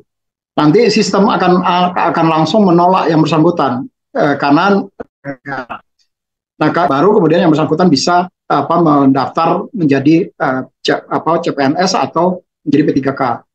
Nah, tapi juga harus hati-hati konsekuensinya. Ada beberapa klausul di dalam PP 49 2018 yang mengatur tentang kalau seseorang P3K ingin resign, maka dia harus sudah menyelesaikan 90% dari target kinerja yang ditetapkan, yang diberikan kepada yang bersangkutan. Itu diatur di dalam pasal 56 kalau saya tidak salah, di dalam PP 49 2018. Jadi ada tata cara kalau seseorang ingin melakukan resign. Dan yang kedua adalah kalau dia sudah resign dan kemudian mengikuti seleksi apakah CPNS ataupun P3K dan ternyata yang bersangkutan kemudian tidak lolos, maka dia juga akan kehilangan kedua-duanya. Karena P3K dan CPNS dan pegawai negeri sipil itu dua-duanya adalah aparatur sipil negara. Itu yang pertama, Pak Karo. Yang ketiga tadi apa ya? Yang ketiga tadi apa ya? Lupa saya. Yang ketiga, Bapak, bagaimana terkait dengan syarat pengalaman kerja bagi P3K? Apakah harus linear atau tidak harus linear, Bapak? Pengalaman harus linear. Ya. Pengalaman P3K, Pak, apakah harus linear, didapatkan di dalam satu instansi yang sama, atau bisa di instansi yang lain? Katakanlah misalkan pengalaman dibutuhkan 2 tahun, Pak. 1 tahun di instansi A, 1 tahun di instansi B. Itu kira-kira, Pak. Pertanyaan ketiga. Ya, kalau pengalaman kerja itu juga sudah diatur di dalam Kepmenpan-nya. Ada di dalam Kepmen, kalau saya tidak salah itu Kepmenpan nomor 5, sebentar saya cek. Kepmenpan terkait dengan 650 terkait dengan persyaratan wajib tambahan dan termasuk juga sertifikasi sebagai penambah nilai. Dan ya diatur di situ. Jadi ada beberapa persyaratan yang memang diatur di dalam sudah diatur di dalam kebijakan. Yang bersangkutan harus memiliki pengalaman kerja berapa tahun untuk jabatan tertentu, misalnya kalau saya tidak salah misalnya untuk jabatan fungsional pertama atau terampil atau pelaksana misalnya, itu dia harus memiliki pengalaman kerja 2 tahun misalnya. Kemudian yang lebih tinggi dari itu 3 tahun, kemudian ada yang di atas itu 5 tahun, kemudian yang utama misalnya itu 7 tahun sekurang-kurangnya sebelumnya, dengan dia bekerja pada bekerja pada jabatan yang sama sebelumnya, karena pengalaman kerja kan juga akan diperhitungkan pengalaman kerja yang memang yang bersangkutan itu, misalnya kalau dia melamar sebagai peranata komputer ahli media misalnya, maka tentu yang pengalaman kerjanya adalah di bidang peranata komputer ahli media, bukan selama ini dia bekerja di bidang pemasaran gitu, yang nggak ada kaitannya dengan jabatan yang dia lamar. Dan itu tentu harus linear dengan itu. Itu yang terkait dengan linearitas pengalaman. Masa ininya juga sudah diatur di dalam putusan Menpan. Nah, terkait dengan SKL, saya belum tahu Pak Karo, apakah SKL itu diizinkan sekarang, surat keterangan lulus itu sudah diizinkan sebagai pengganti ijazah atau enggak gitu. Kan melalui portal masing-masing instansi sebagai pengganti ijazah. Kalau posisi sekarang ini di dalam SSCASN kita meminta seluruh instansi nanti memasukkan persyaratan-persyaratan yang diperlukan untuk jabatan tadi. Nah, kalau persyaratannya kemudian tidak disebutkan bisa SKL, maka tentu saja SKL tidak bisa diakomodasi di dalam jabatan itu. Tetapi kalau misalnya instansi mengizinkan, misalnya boleh ada SKL dan di pengumumannya ada, tentu kemudian bisa diterima. Hanya saja nanti tentu harus ada di di dalam pengumumannya instansi. Apa tahu itu belum diperbolehkan Pak Karo kalau SKL bisa digunakan untuk pengganti ijazah S1 yang bersangkutan. Jadi kira-kira begitu Pak Karo, yang posisi sampai sejauh ini yang di dalam proses pelaksanaan seleksi surat keterangan lulus itu belum diperbolehkan untuk seseorang bisa mendaftar menjadi calon aparatur sipil negara. Karena dulu pernah ada kejadian, pernah ada masalah yang dihadapi, yang bersangkutan kita terima di dalam melalui surat keterangan lulus di dalam perguruan tinggi, tetapi sampai yang bersangkutan kemudian diangkat menjadi calon pegawai negeri sipil, ijazahnya nggak muncul-muncul.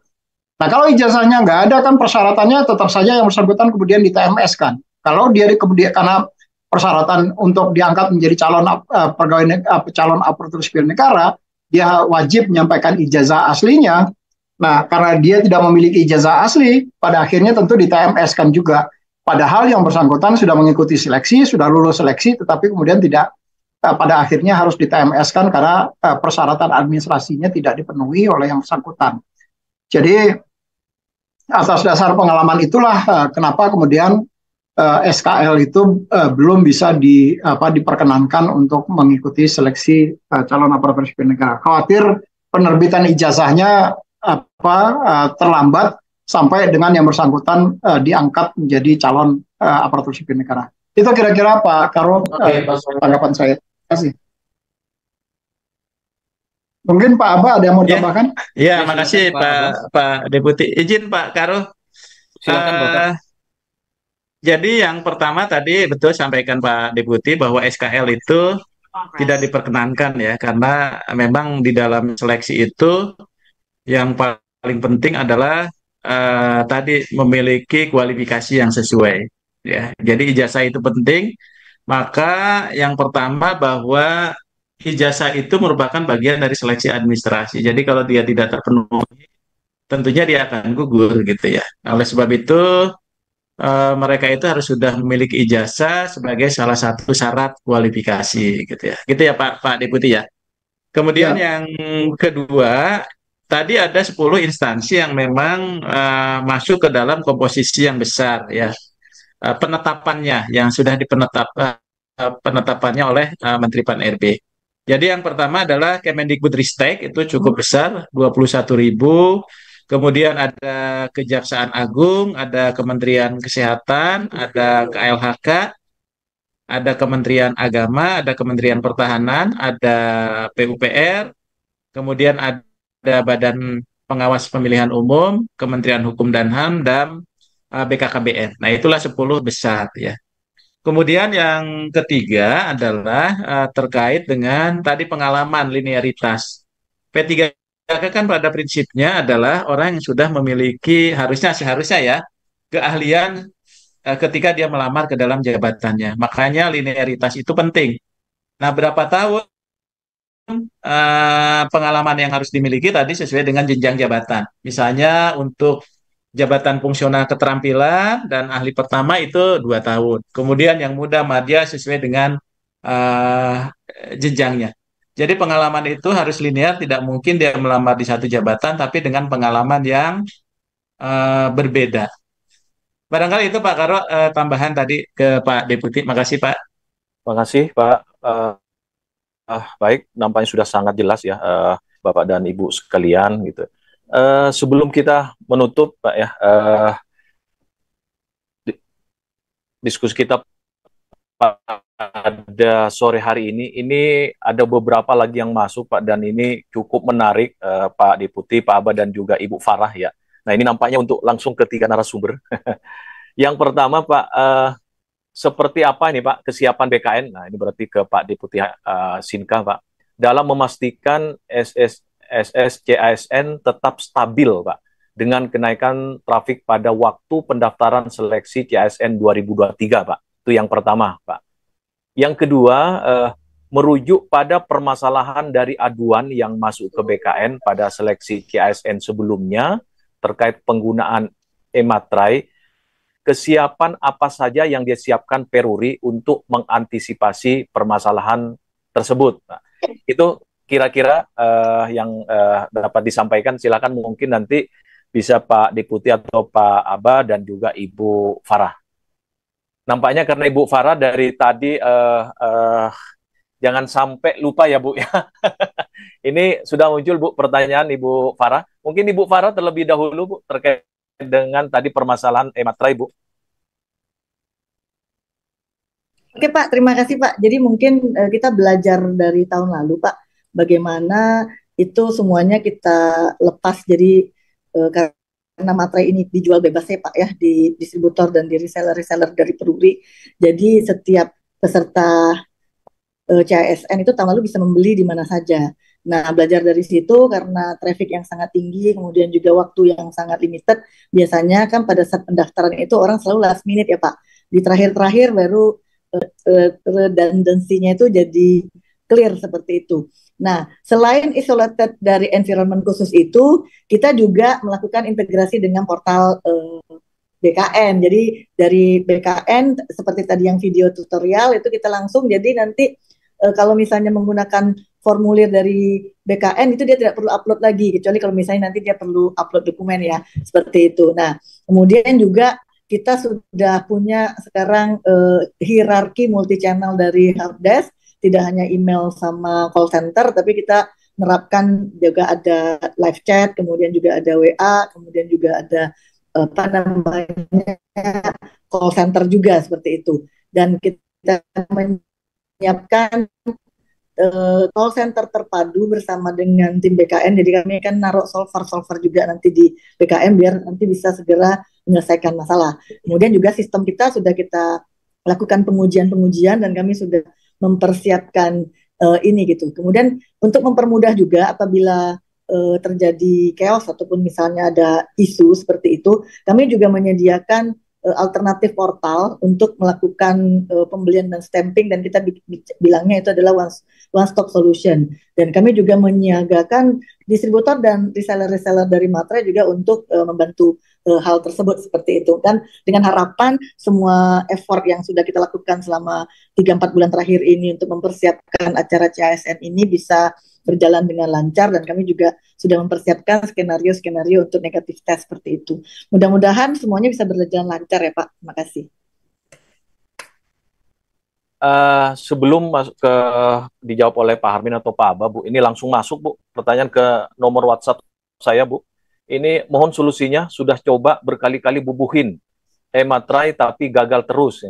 Dimohon sangat solusinya Ibu, dan apakah kuota yang hilang bisa kembali? Apakah sudah ada mekanismenya pengembalian kuota materai ke akun user? Mohon dijawab singkat. Silakan Bu Farah. Untuk saat ini portal khusus imaterai.com itu belum kami buka. Kami akan buka bersamaan dengan pembukaan dari portal CASN Pak. Nah, jadi saat ini memang kami tutup. Nah, untuk pengembalian kota kami melakukan mekanisme 8 jam maksimal, itu akan kita kembalikan untuk dengan sesuai dengan log yang ada ya Pak gitu. Jadi kalau memang dia gagal stamping, kita kembalikan dalam maksimal waktu 8 jam seperti itu. Oke, saya rasa cukup jelas ya teman-teman. Jadi akan ada mekanisme untuk pengembaliannya ya Bu, dalam waktu 8 jam tadi Bu ya, paling lama. Atau di 8 jam dengan bukti yang cukup ya Pak. Jadi kalau misalnya gagal ke slotnya, kita akan kembalikan. Ya. Selanjutnya mungkin silahkan Pak Deputi, Pak Armin tadi untuk satu penanya Pak. Baik, makasih Pak Karo. Ya, tahun ini sebetulnya banyak sekali yang kita lakukan perbaikan. Tadi salah satunya yang kita lakukan perbaikan bersama dengan teman-teman Peruri yang difasilitasi juga oleh teman-teman di Ditjen Pajak yang tadi sudah disampaikan oleh Bu Farah. Yang membedakan juga dengan yang tahun lalu adalah tahun lalu tadi ada 5 distributor yang diperkenankan menjual e-materai. Sekarang nggak langsung direct, jadi langsung dihandle oleh teman-teman di Peruri. Nah, potensi ini tentu diharapkan akan membuat akses terhadap penyediaan e-materai tadi akan menjadi lebih mudah ke depan. Walaupun demikian, saya tentu tidak berusaha untuk melebihi mendahului takdir Nama teknologi itu kan kita nggak pernah bisa prediksi ke depan. Walaupun di dalam persiapannya kita berusaha semaksimal mungkin melakukan serangkaian atau simulasi-simulasi dengan kondisi traffic tertinggi misalnya terhadap sistem-sistem yang digunakan. Nah, dari simulasi-simulasi yang kita lakukan cukup kualitasnya cukup baik. Nah, hal lain yang juga kita lakukan di dalam jaringan akses terhadap SSC-ASN misalnya, itu juga meminta, kami sudah mengajukan ke teman-teman di Bakti Kominfo untuk meningkatkan kapasitas akses ketersediaan infrastruktur jaringan datanya, dan itu sudah disanggupi oleh teman-teman Kominfo. Jadi biasanya BKN itu diberikan sekitar 4 GB oleh teman-teman di Kominfo, tetapi nanti untuk mengantisipasi itu akan dinaikkan menjadi sekitar 10 GB. Jadi ini doubling, tentu saja ini juga patut disyukuri, karena memang kalau dilihat dari trafficnya, kalau saya lihat tadi dari grafik yang saya sampaikan di bahan paparan tadi, itu di beberapa titik tertentu itu kemudian memang terjadi peak session di situ. Dan kami tentu juga berharap kepada seluruh calon aparatur sipil negara jangan sampai selalu menunggu last minute. Karena begitu menunggu last minute, ya pasti semua akan berusaha untuk menggunakan sistem itu pada saat-saat itu. Nah, sekuat apapun sistem, walaupun kami sudah melakukan uji fungsi dan dengan beberapa instansi untuk melakukan itu, kemarin sampai dengan 150.000 user akses misalnya pada saat yang bersamaan, itu masih aman pada satu detik yang bersamaan. Tetapi kalau itu sampai meledak lebih, itu saya juga, yang namanya teknologi kan pasti juga punya keterbatasan, punya limitasi di situ. Nah, ini yang kemudian kami berharap teman-teman atau masyarakat juga tidak selalu jangan seperti waktu kita kuliah dulu gitu loh. Kalau mau ujian malamnya kemudian baru belajar gitu. Jadi kebut satu malam. Syukur-syukur nilainya kemudian A gitu. Kalau nilainya kemudian C atau D kan ya sayang gitu. Nah, dalam teknologi juga begitu. Kalau semua kemudian dimanfaatkan pada saat yang bersamaan, sekuat apapun teknologinya pasti juga potensi down-nya akan besar di situ. Jadi itu sebabnya kenapa pendaftaran itu diberikan rentang waktu yang panjang. Nah, kalau teman-teman ingin mendaftar atau masyarakat ingin mendaftar, misalnya ya saya sarankan kalau yang Muslim sholat istikharah dulu lah, terus-terusan di portal untuk melamar menjadi calon aparatur sipil negara di jabatan yang memang sudah dipastikan. Dan tentu kalau sudah dibarengi dengan sholat istikharah, maka tentu juga akan, karena ini sudah atas petunjuk dari yang di atas, maka kita berharap pilihannya itu adalah pilihan terbaik dan tidak harus menunggu sampai dengan waktu-waktu terakhir pendaftaran akan ditutup. Itu mungkin dari saya Pak Karo. Tetapi sekali lagi ini sudah kita naikkan dari yang biasanya 4 GB yang selama ini akses terhadap jaringan BKN. Selama pelaksanaan seleksi ini teman-teman di Bakti Kominfo menjanjikan akan menaikkan menjadi sekitar 10 GB kalau saya tidak salah. Itu kira-kira Pak Karo ininya. Terima kasih. Baik, terima kasih Pak Deputi. Yang terakhir mungkin Pak Abah ada tambahan Bapak? Ya, baik Pak Karo, Pak Deputi. Jadi yang pertama, di dalam Panselnas itu kita sudah membagi tugas ya, termasuk juga bagaimana peran Menpan selaku pengarah. Termasuk Kementerian PAN tugasnya melakukan formulasi kebijakan, koordinasinya yang intinya dilaksanakan oleh BKN. BKN sudah punya banyak pengalaman, saya kira, di dalam sistem seleksi dan sudah melakukan evaluasi terhadap proses pelaksanaannya, termasuk sistem yang digunakan. Apalagi tadi sudah ada perbaikan-perbaikan. Nah, yang lebih penting adalah dari proses ini bagaimana kita bisa memberikan kesempatan seluas-luasnya, termasuk tadi dengan pengumuman yang lama itu, teman-teman yang melamar itu bisa punya strategi waktu yang tepat ketika dia melamar. Sehingga kesempatan, kan ini sistem itu juga pasti sebesar apapun, sebaik apapun sistemnya pasti ada keterbatasan ketika mereka berbarengan.